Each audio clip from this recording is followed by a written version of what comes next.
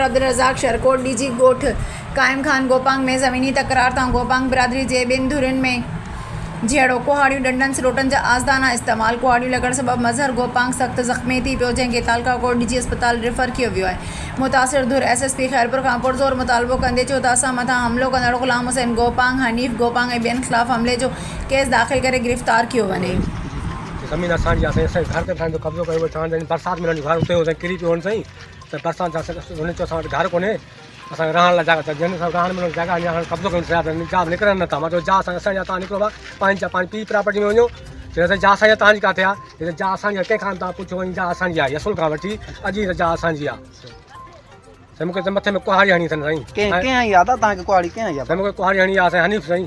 हनीफ़ केरु आहे पाण? साईं पाण गोपांग आहे साईं, गुलाम हुसैन ॿई भाउर आहिनि। छा कंदो आहे उहो हनीफ़? छा साईं कंदो पिछनी आहिनि साईं, पिछला बि कंदा आहिनि, कई जॻह पिछला में ॿधा आहिनि, हैदराबाद में कई जगह पिछला में ॿधा आहिनि। गुलाम हुसैन जो पिछला कई जगह ॿधो आहे, हुते काथे फेसबुक ते हर शइ आयल आहे साईं। उहो साईं हिन खां बुक लॻल हुई हुनखे साईं।